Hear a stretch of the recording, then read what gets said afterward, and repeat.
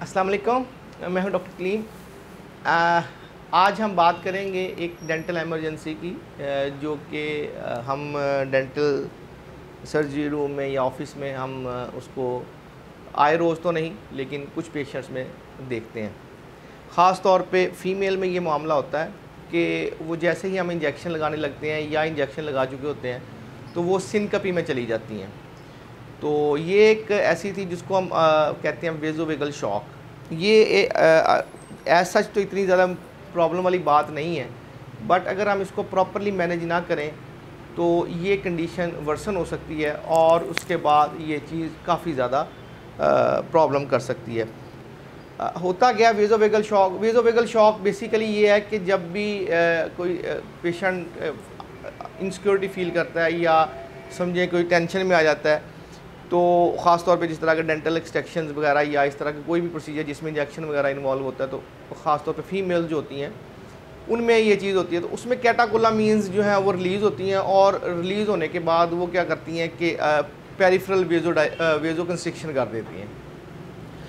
इसका मतलब ये होता है कि जो ब्लड आपकी लेग्स में पूल करके गया हुआ है वो वापस हार्ट तक नहीं आता, और जब वो हार्ट तक नहीं आता तो उसकी वजह से फिर वो वहाँ से पंप होकर ब्रेन को नहीं जाता। तो ट्रांजिएंट हम कहते हैं कि ब्लड की सप्लाई जो है ना ब्रेन को कट ऑफ हो जाती है। तो ये विद इन सेकेंड्स इसकी रिकवरी हो जाती है, लेकिन अगर आपको प्रॉपर टेक्निक का पता हो। तो आज मैंने सोचा कि ये चीज़ आप तक ज़रूर पहुंचनी चाहिए कि इसकी बेसिकली टेक्निक ऑफ रिकवरी क्या है और इसमें परेशानी की कितनी ज़रूरत है और पेशेंट को क्या करना है। सबसे पहली बात तो यह है कि ये प्रॉब्लम ना होने से के लिए हमें जो करने की ज़रूरत है वो ये होती है कि हमेशा जब भी आपने इंजेक्शन लगाना हो तो पेशेंट के साथ इंटरेक्शन में रहें। अब पेशेंट के साथ इंटरेक्शन में रहने का मतलब ये होता है कि आप पेशेंट के साथ गुफ्तगू करें और उसके साथ पूछें आप कहाँ से आए हैं, कैसे आए हैं, और मीनवाइल आप अपना इंजेक्शन जो है वो इंसर्ट कर दें। इससे ये फ़ायदा होता है कि पेशेंट आपके साथ लगा रहता है और उसका जो कैटेकोलामीन का जो रिलीज़ है वो रुक जाता है। तो ये सबसे पहली बात तो ये है कि prevention is better than cure. तो अगर आप किसी चीज़ को प्रिवेंट कर लेते हैं, it is far better than कि आप उसकी बाद में ट्रीटमेंट की तरफ जाएं।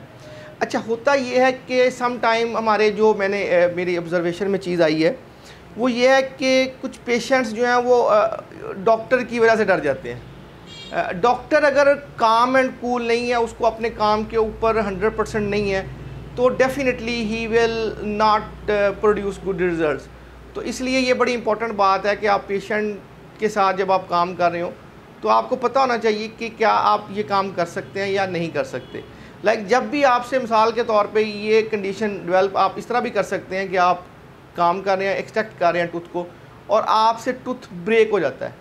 अब हर शख्स जो है वो, हर डेंटल सर्जन जो है वो ब्रोकन टूथ को निकाल नहीं सकता। तो अगर आप उस पेशेंट को बताएं कि मिसाल के तौर पे आपका दांत टूट गया है, और वो इस तरह बताएं कि मेरे से आपका दांत टूट गया और मुझसे नहीं निकलना और अब आपको फ़लाँ हॉस्पिटल में जाकर ये दांत निकलवाना पड़ेगा, तो ये बड़ी एक ऐसी कंडीशन डेवलप हो जाएगी जिसको हम समझते हैं कि पेशेंट के लिए प्रॉब्लम कर सकती है। हालांकि देखा जाए तो दांत का टूट जाना कोई बड़ी बात नहीं है, ये होता है और कई बार तो, बहुत सी बार तो हमें खुद तोड़ना पड़ता है ताकि हम एक्सट्रैक्शन ईजीली कर लें। तो आज मैं जो बात करने जा रहा हूँ कि वो ये कि जैसे ही आप फील करें कि आपके पेशेंट की जो आई है उसके अंदर आप समझ लें कि क्लोजिंग हो रही है और वो इनवॉलंटरी है, तो आपने क्या करना है कि बगैर किसी चीज़ से डरे हुए सबसे पहले जो आप प्रोसीजर कर रहे हैं उसको आप हाल्ट कर, स्टॉप कर दें आप उस प्रोसीजर को। जैसे ही आप उस प्रोसीजर को स्टॉप करेंगे उसके बाद आपने रश करना है पेशेंट की ट्रीटमेंट की तरफ, और जो ट्रीटमेंट है वो सबसे पहले नॉन मेडिसिनल है, और जस्ट आपको क्या करना है कि ये हम इस पोजीशन में नॉर्मली पेशेंट को हम परफॉर्म करते हैं उसके ऊपर। तो ये सिर्फ़ और सिर्फ आपने ये करना है कि आपने उसकी जो पोजीशन है चेयर की उसको आपने डाउन कर दिया।